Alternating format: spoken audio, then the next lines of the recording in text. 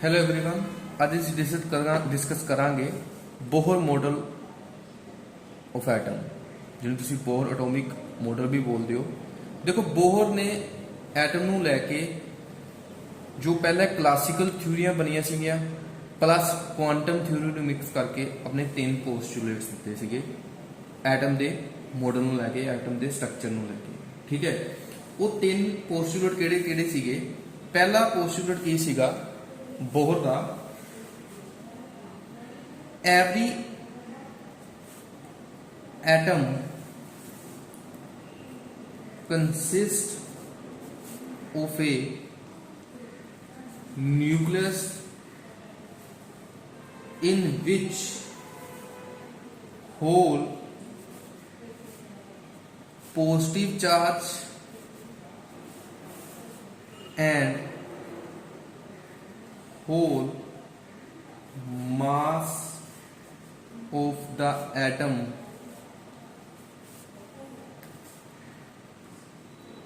concentrated।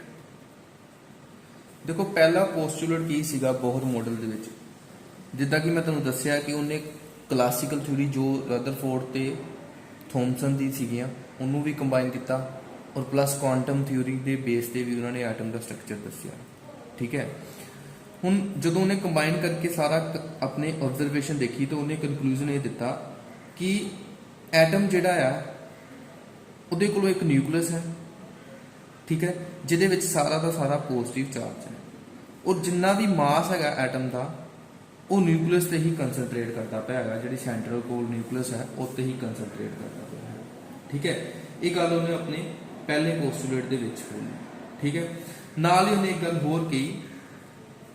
a suitable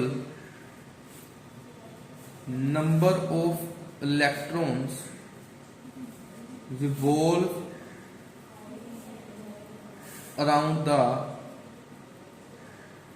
nucleus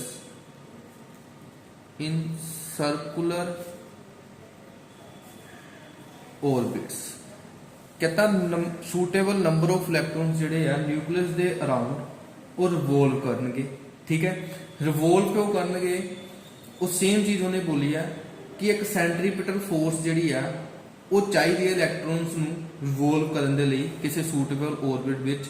around a nucleus. वो centripetal force किस तरह मिलेगी? इलैक्ट्रॉन्स ते न्यूक्लियस दे विचकार इलैक्ट्रोस्टैटिक फोर्स ऑफ अट्रैक्शन की वजह करके एक सेंट्रीपिटल फोर्स मिलेगी। ठीक है, जिहड़ी कि इलैक्ट्रॉन्स नूं रिवोल्व कराएगी न्यूक्लियस दे अराउंड। ठीक है, सेम चीज जिस तरह अर्थ है। ठीक है, अर्थ है, अर्थ के अराउंड अगर तुम देखते पे हो मून जड़ा वो रिवोल्व करता है। हुण अर्थ ते मून दे विच की है फोर्स, एक अट्रैक्शन है, ग्रेविटेशन फोर्स हैगी है। ठीक है, वो ग्रेविटेशन फोर्स की वजह करके ही एक सेंट्रीपिटल फोर्स जी मून नूं मिलती है और वो अराउंड वो रिवोल्व करता है। इस तरह ही जो इलैक्ट्रॉन्स है, ठीक है, वो न्यूक्लियस के अराउंड रिवोल्व करनगे और इस केस दे विच जिहड़ी फोर्स ऑफ अट्रैक्शन होगी वो इलैक्ट्रोस्टैटिक फोर्स ऑफ अट्रैक्शन होगी एक इलैक्ट्रॉन्स के न्यूक्लियस के विचकार जो पॉजिटिव चार्ज है, जिहदी वजह करके एक नैसेसरी सेंट्रीपिटल फोर्स मिलेगी तो वो रिवोल्व करनगे। ये चीज़ तुहानूं बोहर ने भी बोली है। ठीक है, हुण सैकेंड पोस्टूलेट दे विच बोहर की कहंदा पिया, electron can revolve only in those non radiating energy levels in which its angular momentum is integral multiple of h by 2 pi। ਹੁਣ देखो कहता पिया कि इलैक्ट्रॉन जिहड़े आ सिर्फ ਉਹੀ नॉन रेडिएटिंग जिन्हां विच एनर्जी रेडिएट नहीं होएगी उन्हां ही नॉन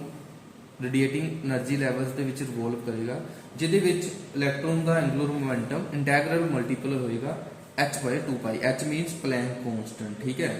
ਜਿਹਨੂੰ ਤੁਸੀਂ ਪ੍ਰਿੰਸੀਪਲ ਕੁਆਂਟਮ ਸੌਰੀ ਐਚ ਹੈ ਪਲੈਂਕ ਕਨਸਟੈਂਟ ਔਰ angular momentum L is equal to integral means ਅਸੀਂ n ਲੈ ਲਿਆ h ਬਾਈ 2 ਪਾਈ n ਦੀ ਵੈਲਿਊ ਪੁੱਟ ਕਰੋਗੇ 1 2 3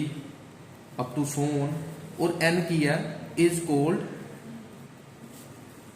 principal quantum number principal quantum number means कि n तो सानू पता चलेगा किहड़े ऑर्बिट दे विच इलैक्ट्रॉन जोड़ा रिवॉल्व करेगा किहड़ा नंबर ऑफ ऑर्बिट हैगा ठीक है हुण ये पोस्टुलेट बोहर ने दिता होया कि जो इलैक्ट्रॉन रिवॉल्व करेगा उसदा एंगुलर मोमेंटम जिस भी ऑर्बिट दे which energy level they which revolve करेगा ਉਹਦਾ ਜਿਹੜਾ ਐਂਗੂਲਰ ਮੋਮੈਂਟਮ ਹੈਗਾ ਉਸ એનર્ਜੀ ਲੈਵਲ ਦੇ ਵਿੱਚ ਉਹ ਇੰਟੈਗਰਲ ਮਲਟੀਪਲ ਹੋਏਗਾ nh/2 ਪਾਈ ਦੇ ਔਰ ਇਹ ਕਿਹਦੇ ਇਕੁਅਲ ਹੋ ਸਕਦਾ ਐਂਗੂਲਰ ਮੋਮੈਂਟਮ ਦਾ ਫਾਰਮੂਲਾ ਕੀ ਹੁੰਦਾ mvr ਲੀਨੀਅਰ ਮੋਮੈਂਟਮ ਇਨਟੂ ਠੀਕ ਹੈ ਪਰਪੈਂਡੀਕੂਲਰ ਡਿਸਟੈਂਸ ਜਾਂ ਰੇਡੀਅਸ ਜਿਸ ਤਰ੍ਹਾਂ ਇੱਕ ਨਿਊਕਲੀਅਸ ਹੈ ਉਹਦੇ ਅਰਾਊਂਡ ਠੀਕ ਹੈ ਇਲੈਕਟ੍ਰੋਨ ਜਿਹੜਾ ਆ ਰਿਵੋਲਵ ਕਰੇਗਾ ਹੁਣ ਇਹ ਜਿਹੜਾ ਡਿਸਟੈਂਸ ਹੈਗਾ ਇਹਦਾ ਜਿਹੜਾ ਰੇਡੀਅਸ ਹੈਗਾ ਇੱਥੇ ਅਗਰ ਇਹਨੂੰ ਸੈਂਟਰੀਪੀਟਲ ਫੋਰਸ ਮਿਲਦੀ ਪਈ ਹੈ ਵੈਲੋਸਿਟੀ ਹੈਗੀ ਇਹਦੀ ਠੀਕ ਹੈ ਮਾਸ ਉਹਦਾ m ਔਰ ਇਹ ਜਿਹੜਾ ਡਿਸਟੈਂਸ ਹੈਗਾ r ਠੀਕ ਹੈ ਮਾਸ ਇਨਟੂ ਵੈਲੋਸਿਟੀ ਲੀਨੀਅਰ ਮੋਮੈਂਟਮ ਔਰ ਇਹ r ਜਿਹੜਾ ਡਿਸਟੈਂਸ ਹੈਗਾ ਰੇਡੀਅਸ ਹੈਗਾ ਨਿਊਕਲੀਅਸ ਤੋਂ ਲੈ ਕੇ ਜਿਸ ਔਰਬਿਟ ਤੱਕ ਵੀ ਹੋਏਗਾ ਉਹ ਸਾਨੂੰ ਐਂਗੂਲਰ ਮੋਮੈਂਟਮ ਦੇਗਾ ਔਰ ਉਹ ਐਂਗੂਲਰ ਮੋਮੈਂਟਮ ਤੁਹਾਡੇ ਕੋਲੋਂ nh/2 ਪਾਈ ਦੇ ਇਕੁਅਲ ਹੋਏਗਾ ਠੀਕ ਹੈ ਹੁਣ ਇਹ ਚੀਜ਼ ਤੁਹਾਨੂੰ ਬੋਲਤੀ ਉਹਨੇ ਬੋਹਰ ਨੇ ਆਪਣੇ ਸੈਕਿੰਡ ਪੋਸਟੂਲੇਟ ਦੇ ਵਿੱਚ ਕਿ ਐਂਗੂਲਰ ਮੋਮੈਂਟਮ ਜਿਹੜਾ ਆ ऑर्बिटिंग इलैक्ट्रॉन्स ਦੇ ਕੁਆਂਟਾਈਜ਼ਡ ਹੋਏਗਾ ਠੀਕ ਹੈ ਮੀਨਸ ਕੀ ਹੈ ਕੁਆਂਟਾਈਜ਼ਡ ਹੋਏਗਾ h/2 ਫੰਕਸ਼ਨ ਜੋ ਉਹਨੇ ਲਿਆ ਪਲੈਂਕ ਕਨਸਟੈਂਟ ਓਵਰ 2 ਪਾਈ ਠੀਕ ਹੈ ਔਰ એનર્ਜੀ ਜਿਹੜੀ ਆ ਸਟੇਬਲ ऑर्बिट ਦੇ ਵਿੱਚ ਇਲੈਕਟ੍ਰॉन्स ਦੀ ਉਹ ਕਨਸਟੈਂਟ ਹੀ ਰਹੇਗੀ ਇਹ ਚੀਜ਼ ਉਹਨੇ ਆਪਣੇ ਸੈਕਿੰਡ ਪੋਸਟੂਲੇਟ ਦੇ ਵਿੱਚ ਬੋਲ ਦਿੱਤੀ ਹੈ ਥਰਡ ਪੋਸਟੂਲੇਟ ਦੇ ਵਿੱਚ ਉਹ ਕਹਿੰਦਾ ਪਿਆ the energy is radiated when an electron jumps from higher to lower energy orbit and the energy is absorbed when it jumps from lower to higher orbit देखो एक न्यूक्लियस है ਉਹਦੇ ਅਰਾਊਂਡ ਕੀ ਹੈ ਨੰਬਰ ਆਫ ऑर्बिट ਹੈਗੇ ਜਿਹਦੇ ਵਿੱਚ electrons ਰਿਵੋਲਵ ਕਰੇਗਾ ਦੇਖੋ ਕਹਿੰਦਾ ਪਿਆ એનર્ਜੀ ਜਿਹੜੀ ਆ